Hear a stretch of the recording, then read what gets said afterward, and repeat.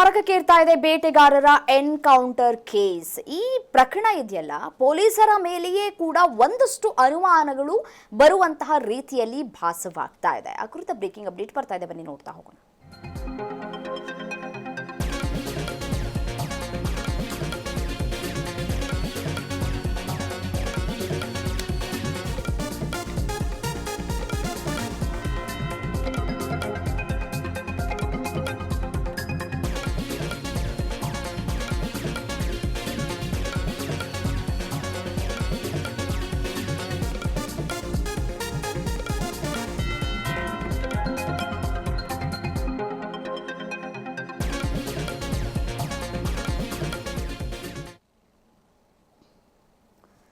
ತಾರಕಕ್ಕೇರ್ತಾ ಇದೆ ಬೇಟೆಗಾರರ ಎನ್ಕೌಂಟರ್ನ ಈ ಒಂದು ಪ್ರಕರಣ. ಎನ್ಕೌಂಟರ್ ಪ್ರತೀಕಾರಕ್ಕೆ ಅರಣ್ಯವೇ ಇದೀಗ ಬಲಿ ಮಾಡುವಂತಹ ಒಂದಷ್ಟು ಮುನ್ಸೂಚನೆ ಸಿಕ್ಕಂತೆ ಕಾಣಸಿಗ್ತಾ ಇದೆ. ಶಿಲಿಬೇಪುರ ಅರಣ್ಯ ವ್ಯಾಪ್ತಿಯಲ್ಲಿ ಅಟ್ಟಹಾಸವನ್ನ ಮೆರೆದಿದ್ದಾರೆ ಅನ್ನೋದು ಗೊತ್ತಾಗ್ತಾ ಇದೆ.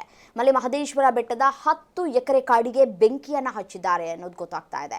ಜಿಲೆಟಿನ್ ಬ್ಲಾಸ್ಟ್ ಬೆನ್ನಲ್ಲೇ ಕಾಡಿಗೆ ಬೆಂಕಿಯನ್ನ ಇಟ್ರ ಅನ್ನುವಂತಹ ಅನುಮಾನಗಳು ಕೂಡ ಇಲ್ಲಿ ವ್ಯಕ್ತವಾಗ್ತಾ ಇದೆ. ಅರಣ್ಯ ಇಲಾಖೆಯನ್ನೇ ಟಾರ್ಗೆಟ್ ಮಾಡಿರುವಂತಹ ಅನುಮಾನಗಳು ಕೂಡ ವ್ಯಕ್ತವಾಗ್ತಾ ಇದೆ. ನೋಡಿ, ಬೇಟೆಗಾರರು ಇವರು ಅಂತ ಹೇಳಿ ಮೂವರನ್ನ ಈಗಾಗಲೇ ಎನ್ಕೌಂಟರ್ ಕೂಡ ಮಾಡಲಾಗಿತ್ತು. ಈ ಎನ್ಕೌಂಟರ್ ಆದ ನಂತರ ಪೊಲೀಸ್ ಇಲಾಖೆಯ ಅಧಿಕಾರಿಗಳ ಮೇಲೆ ಅಥವಾ ಈ ಅರಣ್ಯ ಇಲಾಖೆಯ ಅಧಿಕಾರಿಗಳ ಮೇಲೆ ಒಂದಷ್ಟು ಅನುಮಾನಗಳನ್ನು ಕೂಡ ವ್ಯಕ್ತಪಡಿಸಿದ್ರು ಆ ಭಾಗದ ಅಥವಾ ಆ ಸ್ಥಳೀಯ ಜನರು ಅಥವಾ ಈ ಕುಟುಂಬಕ್ಕೆ, ಈ ಎನ್ಕೌಂಟರ್ ಆದ್ರಲ್ಲ, ಈ ಕುಟುಂಬಕ್ಕೆ ಸೇರಿದಂತಹ ಕುಟುಂಬಸ್ಥರು ಗಂಭೀರವಾದಂತಹ ಆರೋಪವನ್ನ ಮಾಡ್ತಾ ಇದ್ರು. ನಾವು ಬೇಟೆ ಆಡೋದಕ್ಕೆ ಬಂದಿದ್ದವರಲ್ಲ ಅಂತ ಹೇಳಿ ನಮ್ಮ ದನಕರುಗಳು ಈ ಅರಣ್ಯದ ಒಳಗಡೆ ಹೋಗ್ಬಿಟ್ಟಿದ್ವು. ಸೊ ಹಾಗಾಗಿ ಅವನ್ನ ಹೊರಗಡೆ ಕರೆತರೋದಕ್ಕೆ ಅಂತ ಹೇಳಿ ಹೋಗಿದ್ರು. ಅಂಥವ್ರನ್ನ ಇವರು ಎನ್ಕೌಂಟರ್ ಮಾಡಿ ಕೊಲೆ ಮಾಡಿದ್ರು ಅಂತ ಕೂಡ ಹೇಳ್ತಾ ಇದ್ರು. ಬಟ್ ಆದರೆ ಈಗ ಈ ಒಂದು ಪ್ರಕರಣ ಬೇರೆ ತಿರುವನ್ನೇ ಪಡೆದುಕೊಳ್ತಾ ಇದೆ.